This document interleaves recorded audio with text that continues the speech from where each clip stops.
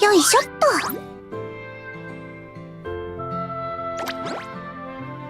お兄さんゆかりの救護院での学び。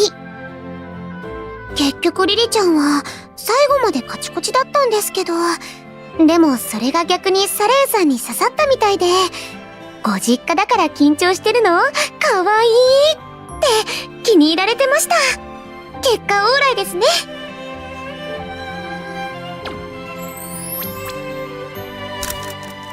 ペタリ。思えば手土産すらも持参できずじまいでした。次に伺うときは必ず。でも何が良いのでしょう。的外れなものを選んでかえってお気を使わせてもいけませんし、やはり兄様ゆかりの場所ですから、兄様とご相談して一緒に選ばせていただくのが一番でしょうか。一緒に手土産を。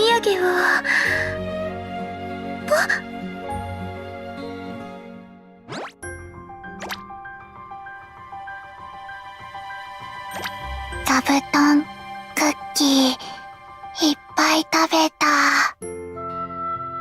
すずめ、いろいろ作ってる、らしい。座布団、ホットケーキ、とか？座布団、マフィン、とか？座布団、肉まんとか？すずめ、スカウトする。アルターメイデンに。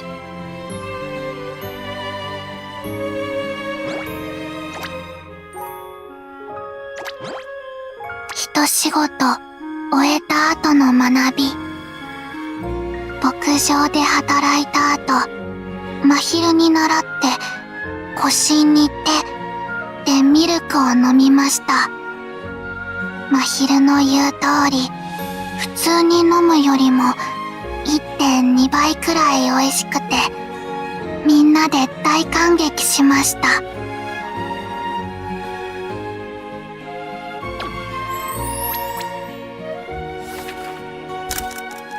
はい。この牛さんの絵、上手すぎませんか？プレシアさん作です。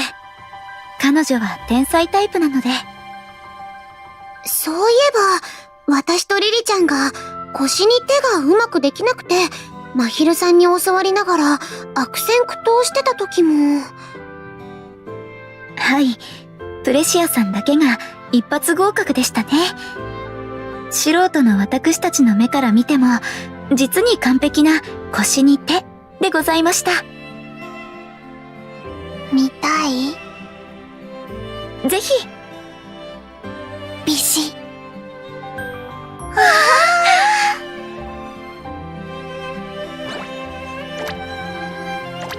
リーさんによる真昼さんのモノマネ、とっても上手でし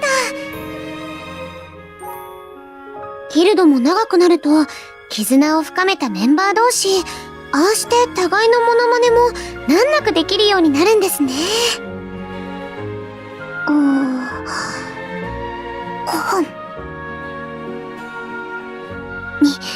兄様。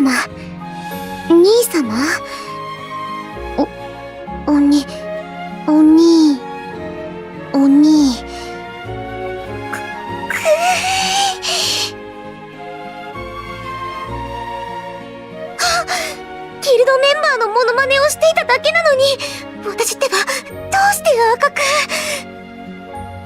いろんな意味で、まだまだで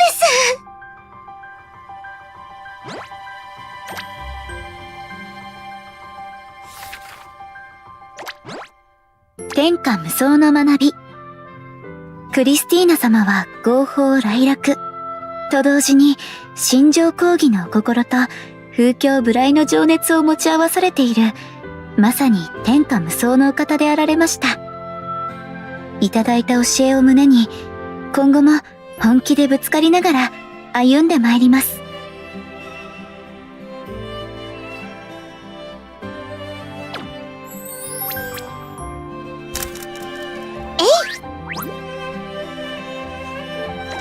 クイッククイックスロー。ダーンダーンクイッククイックスロー。この掛け声があると、不思議と3人の息がぴったり合うのですよね。はい。だからその後も結構使ってますよね。重いものを持ち上げるときとか、3人で体操をするときとか。他にも、戦闘訓練で息を合わせる際や、あとは夜道を歩く時の魔物よけにも。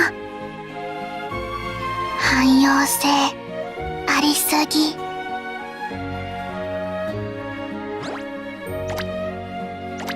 ライブ後、カルミナの皆様が来てくださったのです。また絶対一緒に踊ろうねって、手まで重ねさせていただいて、お三方のあまりの可憐さと華やかさに、私もうクラクラしてしまって。実は、重ねさせていただいたこの手、あれ以来まだ一度も洗っておりません。リアさんには、やや呆れた目で見られている気がしないでもありませんが、せめて、あと半日は。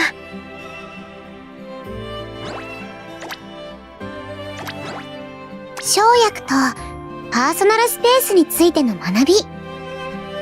葵さんから生薬作りについて教えてもらいました。ですがついつい身を乗り出して質問してしまい、顔が近すぎよったろーと、葵さんを取り乱させてしまいました。反省です。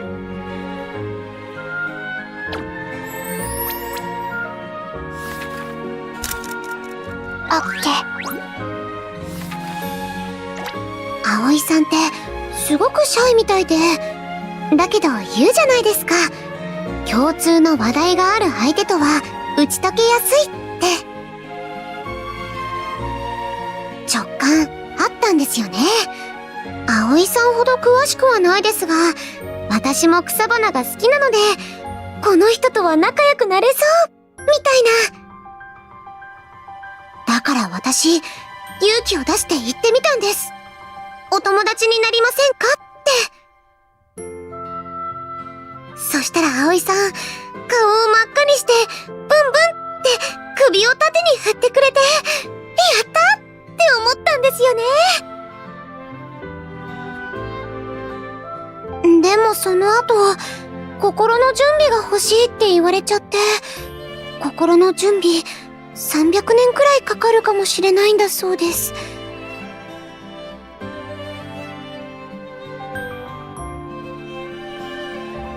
そりゃそうですよね。いきなり前のめり杉太郎でした。でも諦めるわけにはいかないなって、時々森に通って300年を3年くらいに縮めようと思ってるんです。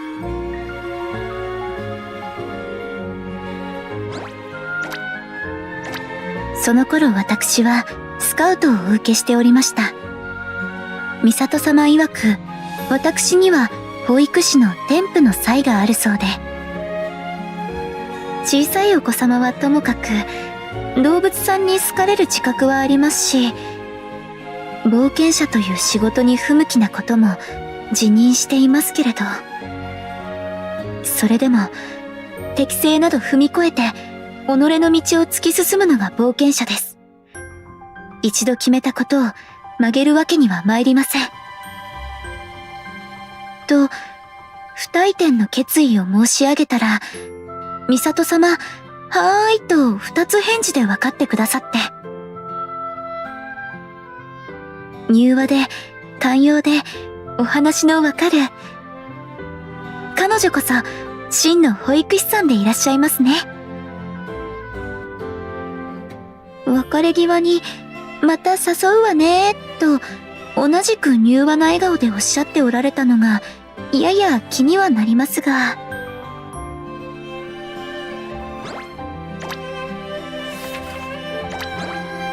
穴掘りの学び。生まれて初めて穴を掘りました。深ければいいってものじゃない。美しく掘れ、とみそぎが言うので、肉まを想像して掘りました。結構、美しく掘れたと思います。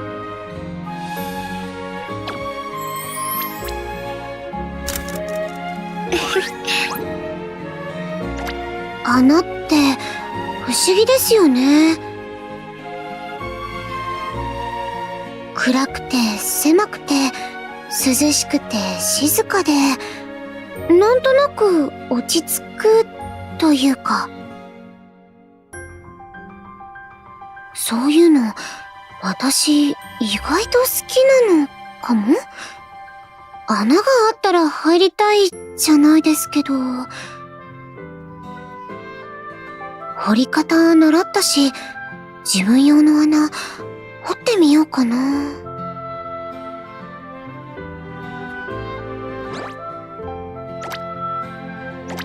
変態不審者さんは穴に落ちるべきです。強化弾。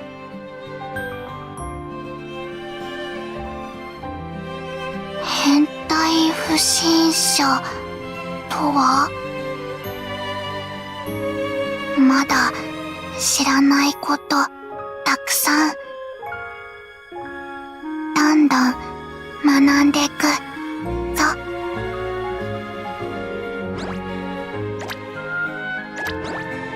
ギルドは門構えで判断してはいけないの学び。不穏な門構えに一度は退却したものの、その後兄様に頼んで無事訪問が叶いました。いざお会いすると、美月様はとてもお優しい方で、実験のお手伝いならいつでも大歓迎とおっしゃってくださったのです。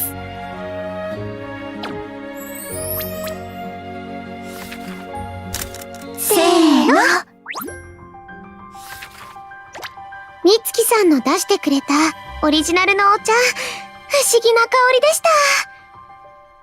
嗅いだだけでふわーっと体が熱くなって、美月さん曰く滋養強壮の効果があるんだそうです。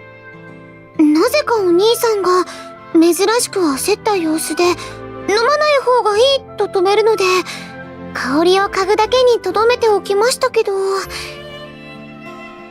美月さん、次はもっと効くのを飲ませてあげるから、またいらっしゃいねって言ってくれていたので、また遊びに行こうと思います。入り口は怖かったですけど、見かけによらないんですね、ギルドって。これも学びです。美月の気配。もっとただもの。悪者？正義の味方？複雑。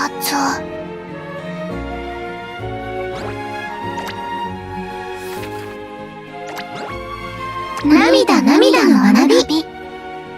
ランドソルのみんなからお礼の品をたくさんもらいました。思いもよらぬ行幸につい涙腺が緩んでしまった私たち。ありがとうって、こんなにも嬉しい言葉だったんですね。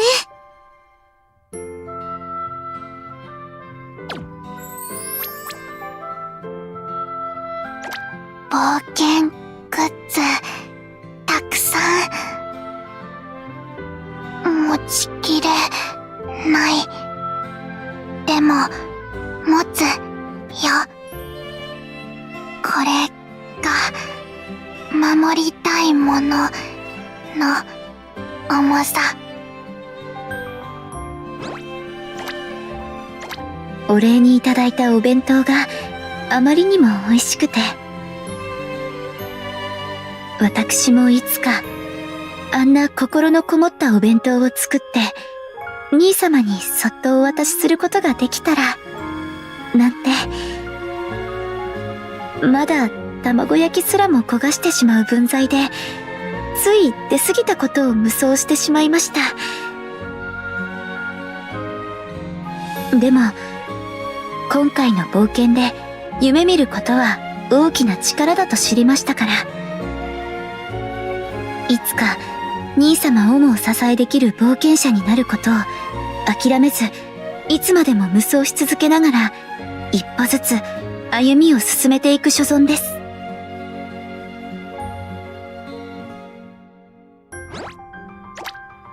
実は私たち、この学びのスクラップブックを兄様にご覧いただくのが少し恥ずかしかったのです。だって、楽しい思い出と同じくらい、ヘマしたり、力及ばずなこともあって、それを改めてお兄さんに見てもらうのは、勇気がいるっていうか。赤裸々、冒険記。でも、これも学びです。兄様、ぜひご覧になった感想をお聞かせ願えませんでしょうか。どんなに厳しい叱咤もご指導も慎んでお受けいたしますので。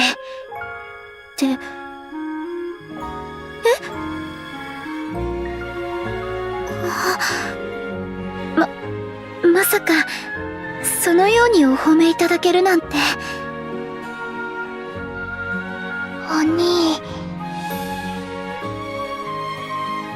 お兄さんは結果云々ではなく、私たちが頑張ったこと、それ自体を褒めてくれるんですね。ありがとうございます。胸張り冒険記。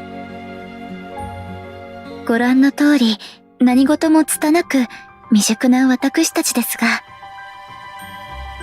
こうしてお兄さんが温かく見守ってくれるおかげで、立派な冒険者になるという夢を追い続けることができています。